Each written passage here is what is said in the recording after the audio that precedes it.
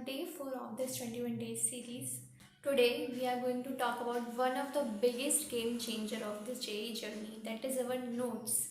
Now हम जब online batches में प्रिपेयर करते हैं तो हमको पता नहीं होता किस सब्जेक्ट की नोट्स कैसे बनानी है. नाउ पर्टिकुलरली अभी हमारा एम जो है वो that is our JEE Mains 2026. तो उसके according I am giving you some tips की नोट्स कैसे बनानी है, बिकॉज मैंने बना चुका है notes and trust me notes are really helpful.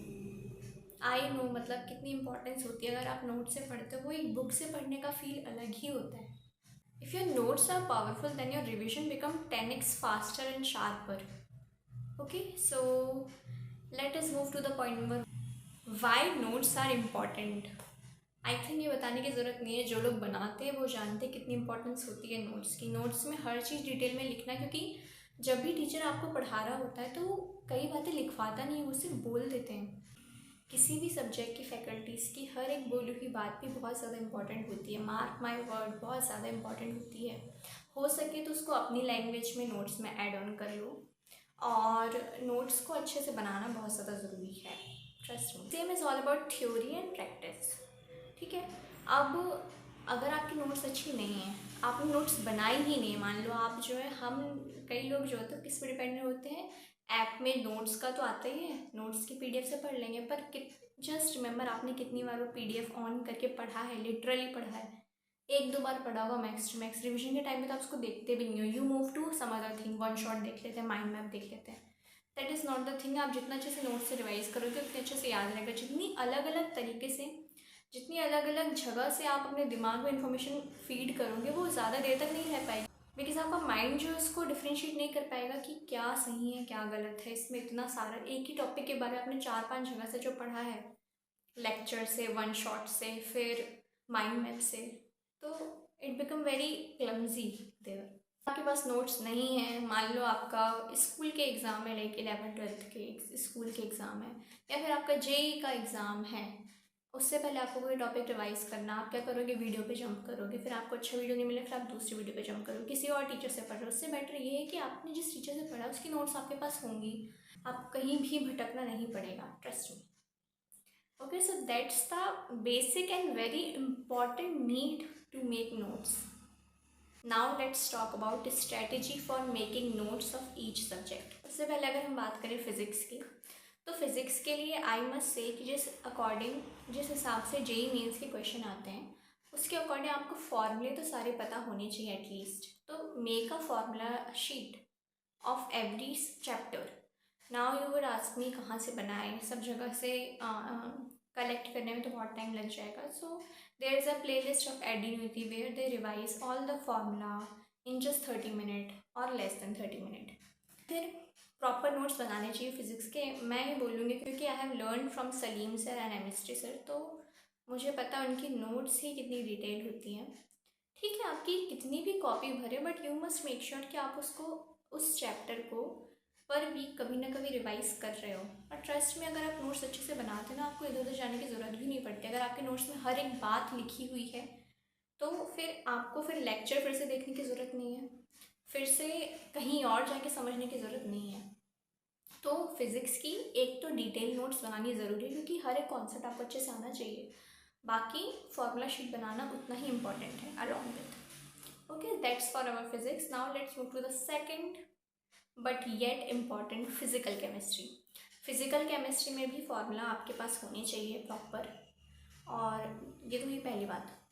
दूसरी बात, उसकी भी नोट्स आप बनाओ, बट मैं नहीं बोलूँगी कि फिज़िकल केमिस्ट्री में जो है बहुत सारे आपको क्वेश्चन कराए जाते हैं.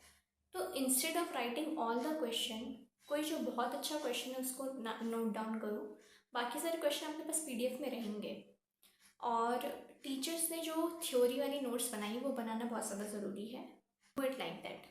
Okay, now let's move to the IOC, inorganic chemistry. Inorganic chemistry जो is all about, not all about remembering, but हाँ उसमें आपकी फाउंडेशन स्ट्रांग होनी चाहिए, आपको समझ में अच्छे से आना चाहिए, आपके कॉन्सेप्ट क्लैरिटी बहुत अच्छे से होनी चाहिए, वरना आप हर चीज़ को एक्सेप्शन करके निकाल दोगे.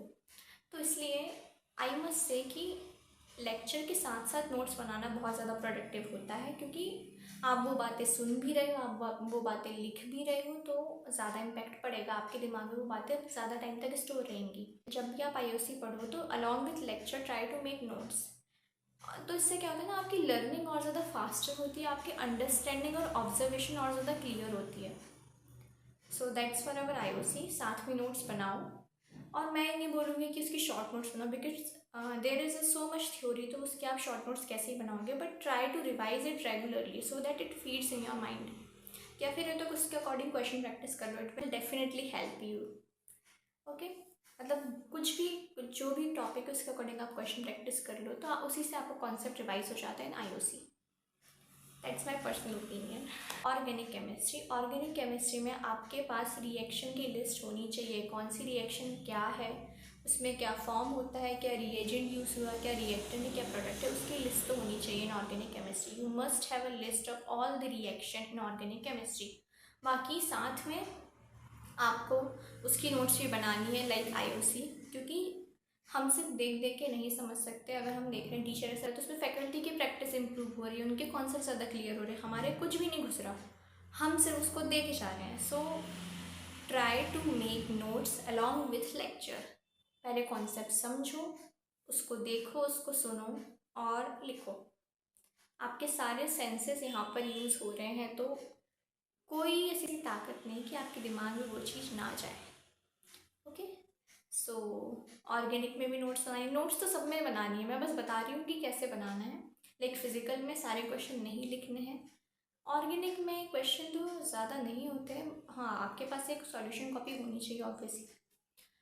एंड इनऑर्गेनिक में भी आपको सारी थ्योरी लिखनी है। फिज़िक्स में जो टीचर करा रहा है ब्लाइंडली फॉलो करो।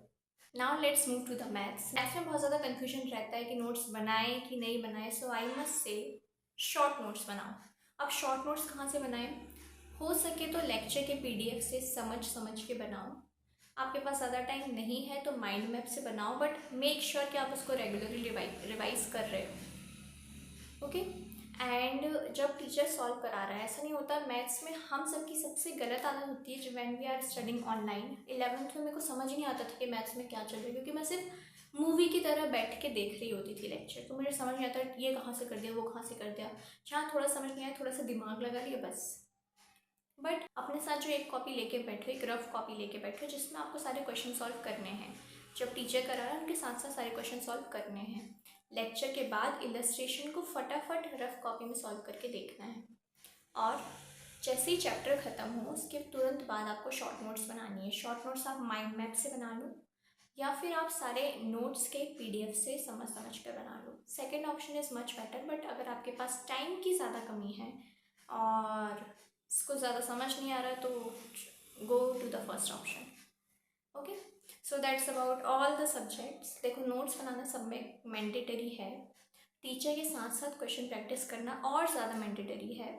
बट आई मस्ट से कि शॉर्ट नोट्स मैथ्स में होनी चाहिए, फिजिक्स में फार्मूला शीट होनी चाहिए, फिजिकल की फार्मूला शीट होनी चाहिए, ऑर्गेनिक की रिएक्शन की लिस्ट होनी चाहिए।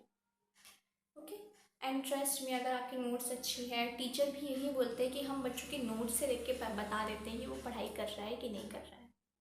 तो इसीलिए अपनी नोट्स को जितना ज़्यादा अच्छा रख सको उतनी रखने की कोशिश करो। एंड मैथ्स में एक चीज़ एक और करना कि मेक अ मिस्टेक डायरी, क्योंकि आप बहुत ज़्यादा क्वेश्चन प्रैक्टिस करोगे और करना भी है, तो इसीलिए एक मिस्टेक डायरी रखो जहाँ पर आप जो मिस्टेक आप बार बार कर रहे हो उसे नोट डाउन करो।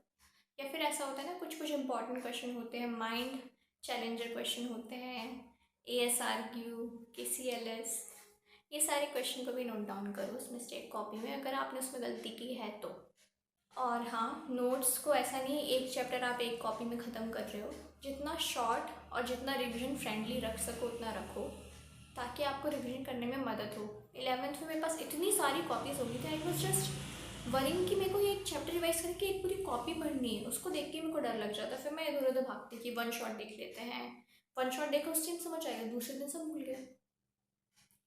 माइंड मैप से शॉर्ट नोट्स बना लेते हैं, शॉर्ट नोट्स कभी पढ़ा ही नहीं, that's the mistake we made. तो इसलिए सारी गलतियाँ नहीं करनी है, ट्राई टू अवॉइड दैम, क्योंकि this is the only chance. Good notes is equal to less stress before exam. Now you should ask me why. अगर आपके नोट्स अच्छे हैं तो आपको इधर उधर नहीं भटकना पड़ेगा, आप इजीली वहाँ पर जाके जो आपको पढ़ना आप पढ़ोगे और फिर आप अपने माइंड में रिट्रीव कर लोगे उसको। और दूसरी बात ये, जस्ट इमेजिन कि आपका एग्ज़ाम, आप जेई के एग्जामिनेशन हॉल में बैठे हो, आपने क्वेश्चन देखा और वो क्वेश्चन आपके नोट्स से उठ कर आया है, तो कैसा फील होगा? It will just feel like your future you is thanking present you. So give your effort and make your notes properly, short and revision friendly. Okay, so that's it for this video. Stay tuned for the day 5 of this 21 days series, and I hope you all are doing great. And yeah, all the very best. Be happy, be healthy, give your best, and subscribe if you want to.